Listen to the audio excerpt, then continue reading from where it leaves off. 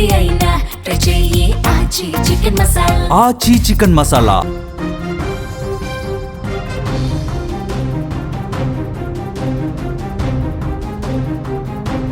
నాగర్ కర్నూలు జిల్లాలో పెను విషాదం చోటు చేసుకుంది. శ్రీశైలం మల్లన్న దర్శనానికి వెళుతున్న భక్తులను మృత్యువు కలవట్ రూపంలో వేటాడింది. డ్రైవర్ ఏమరపాటు నిద్రమత్తు ముగ్గురు ప్రాణాలు గాల్లో కల్పేసింది.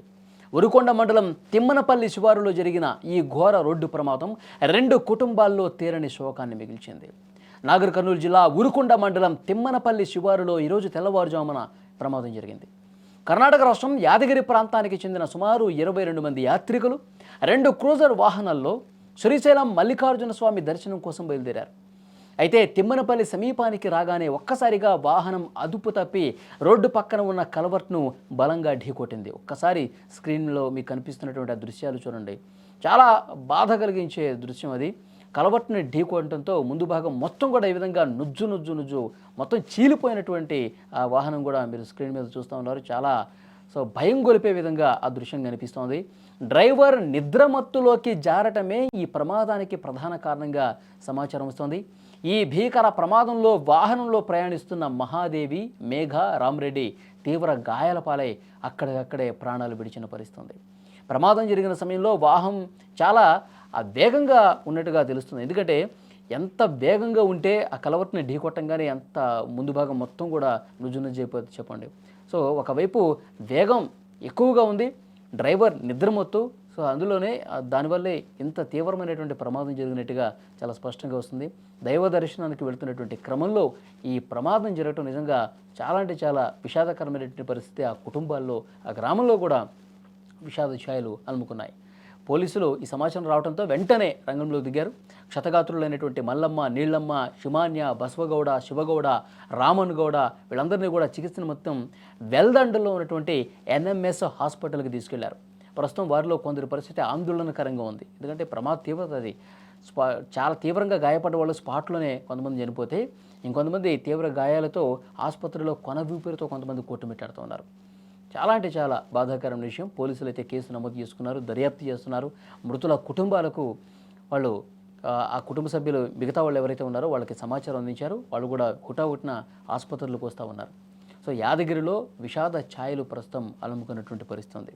అందుకే అధికారులు కావచ్చు, పోలీసులు కావచ్చు, ప్రయాణాలు చేసే వాళ్ళకి ఎప్పటికప్పుడు కాషన్ బోర్డులు పెడతా ఉన్నారు, నిదానంగా వెళ్ళమని చెప్తా ఉన్నారు.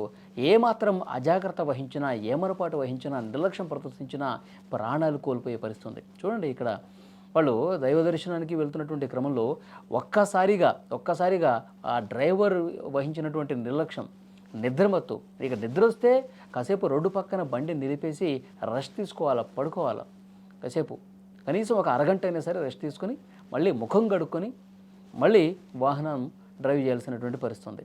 కానీ అదేమీ లేకుండా అదే మత్తులో మళ్ళీ వేగంగా ఏమీ కాదులే మనకేమవుతుంది అనే ఒక ధీమా ఉండటం ఇలాంటి ప్రమాదాలకు కారణమవుతుంది.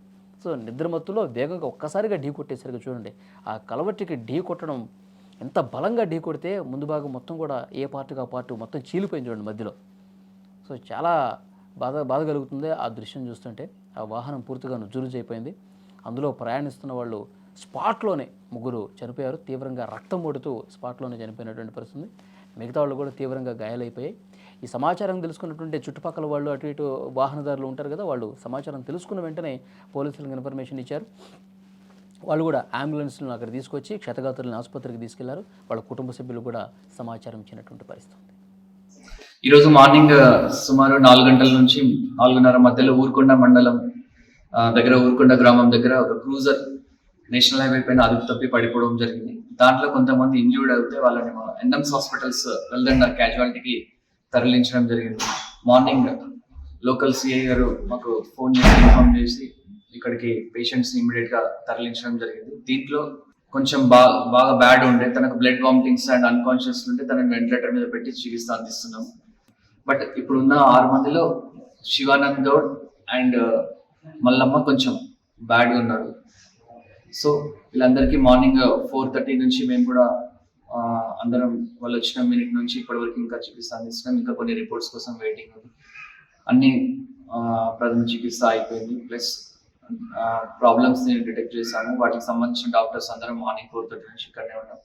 పోలీస్ వాళ్ళు కూడా మాకు ఎర్లీ మార్నింగ్ యాక్సిడెంట్ అయ్యే ఇన్సిడెంట్ ఫోన్ చేయడం జరిగింది. వాళ్ళ వల్ల మేము టీం అంతా ఇక్కడ అలర్ట్ గా ఉండి ప్రతి ఒక్కరిని సేవ్ చేయడానికి మా వంతు ప్రయత్నిస్తాం.